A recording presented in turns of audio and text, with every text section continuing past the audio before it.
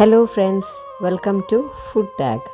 അപ്പോൾ നമ്മുടെ ചാനലിലെ രണ്ടാമത്തെ റെസിപ്പി ഉപ്പ് ചീടയാണ്. പലരും ഇത് പൊട്ടിത്തെറിക്കുമെന്ന് പേടിച്ചിട്ട് ഉണ്ടാക്കാറില്ല. കുറച്ച് കാര്യങ്ങൾ ശ്രദ്ധിച്ചാൽ വളരെ എളുപ്പത്തിൽ തന്നെ ഇത് ഉണ്ടാക്കിയെടുക്കാം. പിന്നെ മറക്കണ്ട കേട്ടോ, ഇപ്പം തന്നെ സബ്സ്ക്രൈബ് ബട്ടൺ ക്ലിക്ക് ചെയ്തോളൂ. അടിപൊളി റെസിപ്പീസൊക്കെ വരുന്നുണ്ട്. സ്റ്റൗവിലേക്ക് ചീഞ്ചട്ടി വെച്ചിട്ട് അതിലേക്ക് 1.5 ടേബിൾ സ്പൂൺ ഉഴുന്ന് പരിപ്പ് ഇട്ട് കൊടുക്കാം. ഇനിയിപ്പോൾ നിങ്ങളുടെ കയ്യിൽ നിന്ന് കടയിൽ നിന്ന് വാങ്ങിയ ഉഴുന്ന് പൊടി ഉണ്ടെങ്കിൽ അത് ഉപയോഗിക്കാം.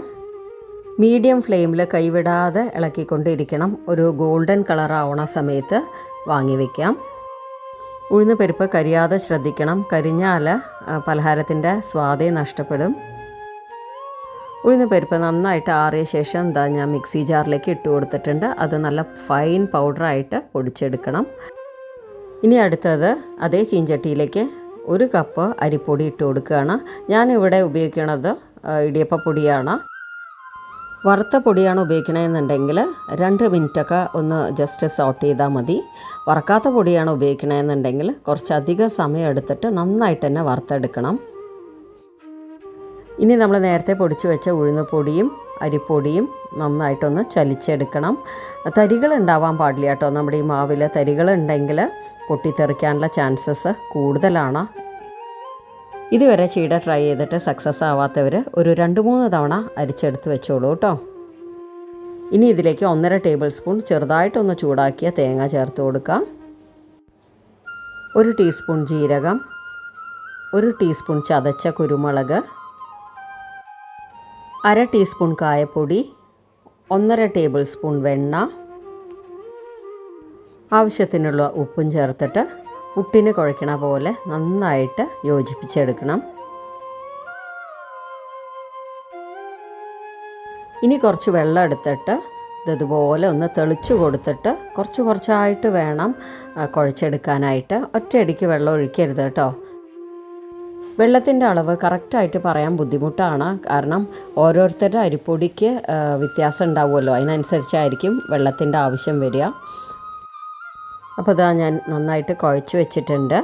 അപ്പോൾ ഞാൻ ഈ ഒരു ഗ്ലാസ്സിന് 3/4 കപ്പ് വെള്ളമാണ് എടുത്തത്. അതിൽ കുറച്ച് വെള്ളമേ ബാക്കിയുള്ളൂ കേട്ടോ. ഇനി കൈവെള്ളയിൽ കുറച്ച് എണ്ണ തടവിയ ശേഷം മാവെന്ന് ചെറിയ ബോൾസായിട്ട് എടുത്തിട്ട് അധികം ബലം പ്രയോഗിക്കാതെ മേലോടുകൂടെ ഒന്ന് ഉരുട്ടിയെടുക്കണം. കറക്റ്റായിട്ട് ഷേപ്പൊന്നും ഇല്ലെങ്കിൽ ഒരു കുഴപ്പമില്ല കേട്ടോ. അപ്പോൾ ഒരുപാട് അമർത്തി നമ്മൾ കുഴച്ചെടുത്ത് കഴിഞ്ഞാൽ പൊട്ടിത്തെറിക്കാനുള്ള ചാൻസ് കൂടുതലാണ്. സാധാരണ പലഹാരം പോലെയല്ല, കുറച്ചധികം കാര്യങ്ങൾ ഇതിനെ ശ്രദ്ധിക്കാനുണ്ട്. അപ്പോൾ ഞാൻ ഇടയിലായിട്ട് ഇങ്ങനെ ടിപ്സ് പറഞ്ഞു പോകുന്നുണ്ട്. പിന്നത്തെ കാര്യം ശ്രദ്ധിക്കാനുള്ളത്, നമ്മൾ ബോൾസാക്കി ഉരുട്ടിയെടുത്ത ശേഷം തുണിയിൽ വേണം വെക്കാനായിട്ട്. അങ്ങനെയാണെങ്കിൽ ഈ ചീടയിലെ ഈർപ്പുണ്ടല്ലോ, തുണി വലിച്ചെടുത്തിട്ട് നമ്മൾ ഉണ്ടാക്കാറാവുമ്പോഴേക്കും നല്ല ഡ്രൈ ആയി കിട്ടും. ചീടയിൽ വെള്ളം ഉണ്ടെങ്കിൽ പൊട്ടിത്തെറിക്കാനുള്ള ചാൻസ് കുറച്ചുകൂടെ കൂടുതലാണ്. ഇനി ഇതെല്ലാം ശ്രദ്ധിച്ചിട്ടും ചീട ഉണ്ടാക്കാൻ പേടിയുള്ളവർക്ക് ഒരു ടിപ്പ് കൂടെ പറയാം. ഓരോ ചീടയിലും ഇതുപോലെ ടൂത്ത് പിക്കോ അല്ലെങ്കിൽ പിന്ന് വെച്ചിട്ടോ ഒന്ന് കുത്തി കൊടുക്കാവുന്നതാണ്.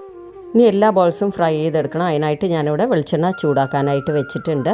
വൺസ് വെളിച്ചെണ്ണ ചൂടായി കഴിഞ്ഞാൽ ലോ ഫ്ലെയിമിലിട്ടിട്ട് വേണം ഫ്രൈ ചെയ്തെടുക്കാനായിട്ട്.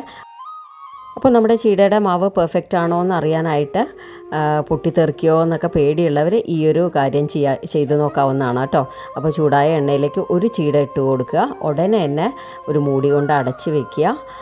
അതിന് ശേഷം കുറച്ച് നേരം കഴിഞ്ഞ് തുറന്ന് നോക്കി ചീട പെർഫെക്റ്റായി വരികയാണെങ്കിൽ നിങ്ങളുടെ ചീടയുടെ മാവ് പൊട്ടിത്തെറിക്കില്ല എന്നാണ് അതിൻ്റെ അർത്ഥം. അതിന് ശേഷം ഓരോ ബാച്ചായിട്ട് ഇതുപോലെ വറുത്തെടുക്കാവുന്നതാണ്. അപ്പോൾ എണ്ണ ഞാൻ വീണ്ടും പറയണം, എണ്ണ നന്നായിട്ട് ചൂടായി കഴിഞ്ഞാൽ ലോ ഫ്ലെയിമിൽ ഇട്ടിട്ട് വേണം ഇത് വറുത്തെടുക്കാനായിട്ട്. അതുപോലെ എണ്ണയുടെ ചൂട് കുറയണമെന്ന് തോന്നുന്ന സമയത്ത് കുറച്ച് കൂട്ടി വയ്ക്കുക. അതിന് ശേഷം വീണ്ടും ലോ ഫ്ലെയിമിലേക്ക് ആക്കുക. അങ്ങനെ വേണം ഇത് വറുത്തെടുക്കാനായിട്ട്. ഞാനിവിടെ എടുത്തിരിക്കുന്ന അളവിൽ 250 ഗ്രാം ചീട കിട്ടും. ഇപ്പം നമ്മൾ ആഗ്രഹം തോന്നി കടകളിൽ നിന്ന് ചീട വാങ്ങിക്കൊണ്ടുവന്ന് കഴിഞ്ഞാൽ അത് നല്ല ക്രിസ്പി ആയിരിക്കും. പക്ഷേ നമ്മൾ വിചാരിക്കണ ഒരു സ്വാദ് അതിൽ കിട്ടാനില്ല. ഇനി ഇത് നമ്മുടെ വീട്ടിൽ തന്നെ വളരെ എളുപ്പത്തിൽ ഉണ്ടാക്കിയെടുക്കുക. എന്നാൽ കുറച്ച് കാര്യങ്ങൾ ശ്രദ്ധിക്കുകയും വേണം. സാധാരണ ഈ പലഹാരം കൃഷ്ണ ജയന്തിക്ക് അതുപോലെ ദീപാവലി പിന്നെ ചിലയിടത്ത് ഓണത്തിനും ഇത് ഉണ്ടാക്കാറുണ്ട്. പിന്നെ ഇതൊന്നും വേണ്ട, ചായക്ക് വൈകുന്നേരം കറുമുറ എന്ന് കഴിക്കാനും നല്ല സൂപ്പറായിട്ടുള്ള ഒരു പലഹാരം തന്നെയാണ്.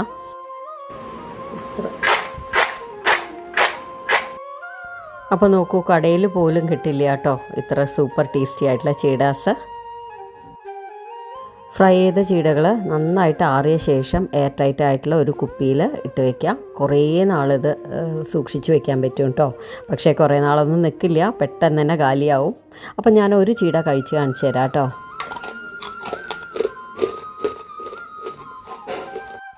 അപ്പോൾ കേട്ടല്ലോ എന്താ സ്വാദ് കഴിക്കാനായിട്ട്. അപ്പോൾ എല്ലാവരും മറക്കാതെ ട്രൈ ചെയ്ത് നോക്കണം. ശേഷം എനിക്ക് ഉറപ്പായിട്ട് ഫീഡ്ബാക്ക് അറിയിക്കണം കേട്ടോ. വീഡിയോ ഇഷ്ടമാവുകയാണെങ്കിൽ ലൈക്ക് ചെയ്യണം. പിന്നെ ഈ ഫുഡ് കഴിക്കാനും ഉണ്ടാക്കാനൊക്കെ ഇഷ്ടപ്പെടുന്നവർക്ക് ഉറപ്പായിട്ട് ഷെയർ ചെയ്ത് കൊടുക്കണം. പിന്നെ നമ്മുടെ ഈ പുതിയ ചാനൽ സബ്സ്ക്രൈബ് ചെയ്ത് സപ്പോർട്ട് ചെയ്യണം. കമൻറ്റ് ചെയ്യണം കേട്ടോ, കമൻറ്റ് ചെയ്യാതെ പോവരുത്. താങ്ക്